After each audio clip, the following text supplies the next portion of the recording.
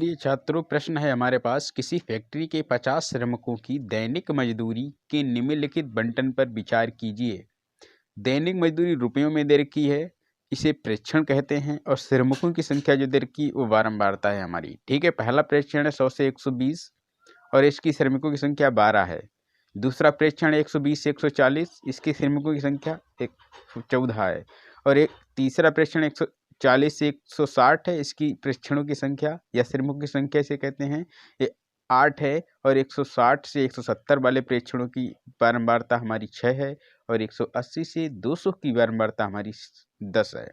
ठीक है, और इसमें हमें एक उपयुक्त विधि का प्रयोग करते हुए इस फैक्ट्री के श्रमिकों की माध्य दैनिक मजदूरी ज्ञात करवा रहा है। ठीक है, हमें ज्ञात करनी है। ठीक है, तो ये जो प्रश्न है वो 14.1 प्रश्नावली का प्रश्न संख्या 2 है। प्रश्न संख्या 1 को हम हल कर चुके हैं। लिंक आपको आई बटन में मिल जाएगा ऊपर। ठीक है, उसे वहां से देख लीजिएगा। और ये जो प्रश्न है, ठीक है, इसमें हमें क्या करना है, हमें एक उपयुक्त विधि का उपयोग करते हुए दैनिक माध्य मजदूरी ज्ञात करनी है। ठीक है दोस्तों, तो बिना देर करते हुए चलेंगे प्रश्न की तरफ। जी हाँ, मैं प्रताप कुशवाहा आपका प्रताप कुश मैथमेटिक्स में स्वागत करता हूं। तो बने रहिए वीडियो पे। जो लोग नए हैं चैनल को लाइक और सब्सक्राइब करना ना भूलें, साथ में बेल आइकन को भी प्रेस कर लें। ठीक है, और शेयर भी कर दें जिससे कि अधिक से अधिक छात्र इसका लाभ उठा सके। तो चलते हैं, हल करते हैं प्रश्न को माध्य विधि से। ठीक है, हमें आंकड़े दे रखे हैं। दैनिक मजदूरी जो दे रखी वो हमें रुपयों में दे रखी, क्या में दे रखी, रुपयों में। तो ये दैनिक मजदूरी का ऑप्शन हो गया पहला। ठीक है,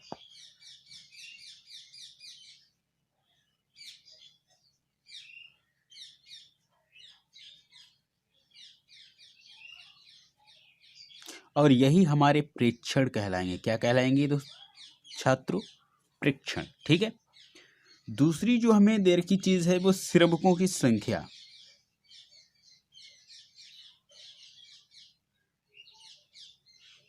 और जो श्रमिकों की संख्या दे रखी यही हमारी बारंबारता है। क्या है? बारंबारता, इसे हम एफ कहते हैं।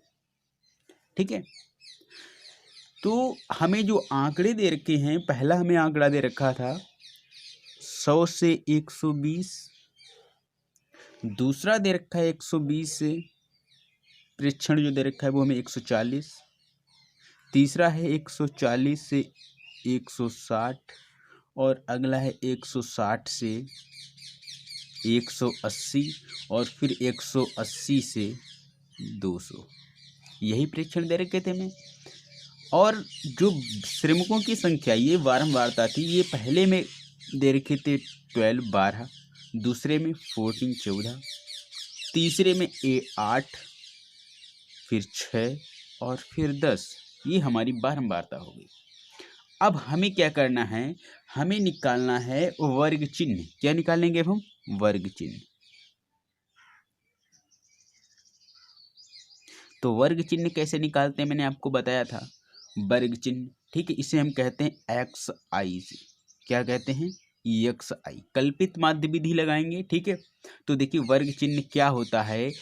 ये जो हमें दे रखा है प्रेक्षण, ठीक है, इसमें दो लिमिट दे रखी। देखो ये नीचे वाला निम्न लिमिट होती है। ठीक है, निम्न सीमा होती है, उच्च सीमा होती है। तो उच्च सीमा, निम्न सीमा और उच्च सीमा दोनों को जोड़िए, 2 से भाग दीजिए, आपका वर्ग चिन्ह निकलेगा, मतलब इसके बीच का भाग निकल आएगा। तो 100 और 120 दोनों को आप जोड़ोगे तो कितना हो जाएगा? 220, और 220 का आधा कितना हो गया? 110। 100 प्लस 120/2 बराबर हो गया 110। ठीक है, इसी प्रकार से सबकी निकाल लेंगे। ठीक है, यहाँ 120 और 140 जोड़ेंगे और तो जो, ठीक है, और 2 से भाग कर देंगे, तब कितना हो जाएगा हमारा? तब ये हो जाएगा 130। ठीक है, क्योंकि 0 4 2 6 और 260 का 30, ये 140 और 160 जोड़ेंगे तो कितना हो जाएगा? तो 300 हो जाएगा, और 300 का आधा 150। ठीक है, इसी प्रकार से ये हो जाएगा हमारा 170, और ये जो हो जाएगा हमारा वो हो जाएगा 190। ठीक है, समझ रहे हो आप? तो हमने क्या निकाल लिया? वर्ग चिन्ह भी निकाल लिया। अब वर्ग चिन्ह हमारा जो आ रहा है, हमने वर्ग चिन्ह क्यों निकाला, वर्ग चिन्ह निकाला, ये देखो मान कितने बड़े बड़े दे रखे हैं, ठीक है। तो ये बड़े मान दे रखे हैं, इसीलिए हमें कल्पित माध्य निकालना पड़ेगा। और कल्पित माध्य के लिए हम मानते हैं ए। कल्पित माध्य में यहाँ पर ए हमने मान लिया, इसे ये बीच वाले को क्या कर लेंगे हम, कल्पित ए का मान मान लेंगे। बीच वाले को ही क्यों मानते हैं, प्रश्न हल करेंगे आपको अच्छे से समझ में आ जाएगा। ए, इसको हमने क्या किया, ए मान लिया, ठीक है। अब हम क्या कर लेते हैं, अब हम इस वर्ग चिन्ह और कल्पित माध्य का अंतर ज्ञात करेंगे, ठीक है। इसे डी आई कहते हैं, ठीक है। और डी आई बराबर होता है एक्स आई माइनस ए, अर्थात जो वर्ग चिन्ह और माइनस कल्पित माध्य, ठीक है। इसे स्मॉल ए से लिखते हैं, कैसे लिखते हैं, स्मॉल ए से, ठीक है, समझ रहे हो। तो ये कल्पित माध्य निकालेंगे तो वर्ग चिन्ह पहले का कितना 110, तो 110 में से क्या घटा देंगे 150 घटाइए, कितना बचेगा, बचेगा माइनस का 40, क्या बचेगा माइनस का 40। इसी प्रकार से 130 में से यहाँ 150 घटाएंगे तो कितना मिलेगा, मिलेगा माइनस का 20। और 150 अगली बार में 150 में से 150 घट जाएगा कल्पित माध्य तो बचेगा 0। अब यहाँ 170 है, इसमें से 150 घटाइए तो बचेगा आपका 20, ठीक है। ये माइनस के थे और ये प्लस के रहे, ठीक है। और यहाँ से 190 में से घटाइए 150 तो भी आपका क्या बचेगा 40 बचेगा, ठीक है। अब आपको क्या करना है, अब आपको बारंबारता और ये जो अंतर आया है इसकी गुणा करनी है, किसकी, इस बारंबारता 12 और इसकी अनुगुणा। तो 40 और 12 की जब आप गुणा करोगे तो कितना आ जाएगा, 12 चौक 48। यहाँ पे क्या कर लेंगे हम, बारंबारता एफ आई और गुणे ये डी आई, इसकी गुणा कर लेंगे, ठीक है। तो 12 इसकी गुणा करिए, 12 चौक 48 माइनस 480 हो जाएगा, एक जीरो है पीछे। इसी प्रकार से 40 और 20 की गुणा करो तो 14 और 20 की गुणा 14, मतलब 14 की और 20 की मल्टीप्लाई, 14 दूनी 28 और पीछे एक जीरो तो माइनस का 280 हो गया, हो गया। अब यहाँ पर देखो 8 और जीरो की जब गुणा करोगे आप तो 8 और जीरो की गुणा कितनी रहेगी, जीरो ही रहेगी, ठीक है। 6 और 20 की गुणा करिए तो 6 दूनी 12, ये 120 हो जाएगा आपका, कितना हो जाएगा 120 हो गया।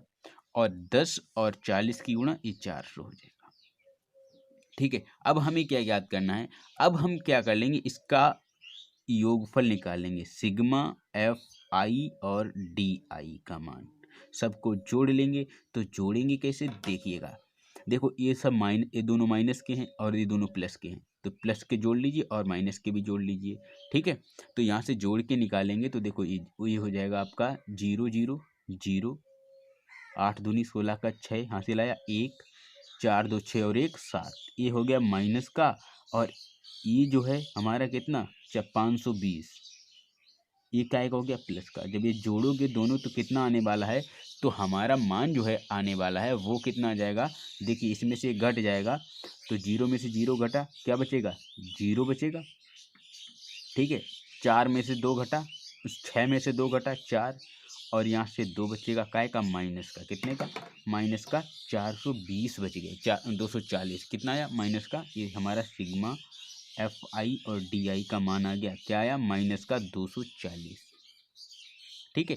और बारंबारता भी हम ऐड कर लेंगे, सिग्मा एफ आई का मान, तो ये सब जोड़ लीजिए, ये देखो कितना है 2 4 6 6 8 14, 14 और 6 20 का 0 यहाँ चला आया 2, ठीक है।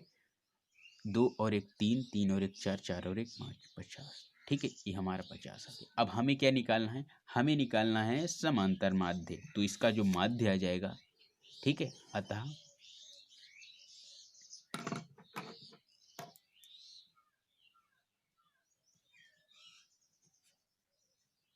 माध्य बराबर कल्पित माध्य का जो मान होता है वो x बराबर होता है a plus sigma F I D I upon sigma F I, यही सूत्र होता है। तो इसमें मान रख दीजिए, तो x बराबर a का मान कितना था 150 था, प्लस इसका मान माइनस का 240 आया, और बट्टे इसका मान कितना है 50, ठीक है, तो देखिएगा 5, ये आपका एक्स बार का मान आ गया 150, ब्रेकेट हटाएंगे माइनस प्लस माइनस हो जाएगा 240/50, जीरो से जीरो कैंसिल, और 5 से 24 को भाग दे दीजिए, दे सकते ना, तो ये हो जाएगा सिग्मा ए बार का मान हो गया 150 माइनस 24/5, या सिग्मा बार का मान जो आ गया अब हमारा कितना आ जाएगा, देखो 5 से काटो, 5 चकू 20, बचे 4, दशमलव लगाया तो कितना बच जाएगा, 0 पहुंच जाएगा। कितने हो गए, 40 बचेंगे, 5 अट्ठे 40, तो यहाँ पर हो जाएगा 150 में से घट जाएगा 4.8, और जब ये घटाओगे तो इसका मान आ जाएगा आपको 10 में से 8 घटा 2 बचेगा, 0.9 में से 4 घटा 5 बचेगा, और यहाँ पे 4 और यहाँ पर 145।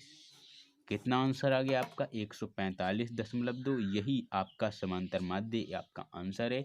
तो उम्मीद करता हूँ विधि बहुत अच्छे से समझ में आई होगी। तो चैनल को लाइक कर ले, सब्सक्राइब कर ले, बेल आइकन को प्रेस कर ले, जिससे कि और सारी वीडियोज हमारी वो आप तक पहुँचती रहें। अगले प्रश्न के साथ मिलते हैं हम आपसे अगली वीडियो में, तब तक के लिए दीजिए अनुमति। जय हिंद दोस्तों।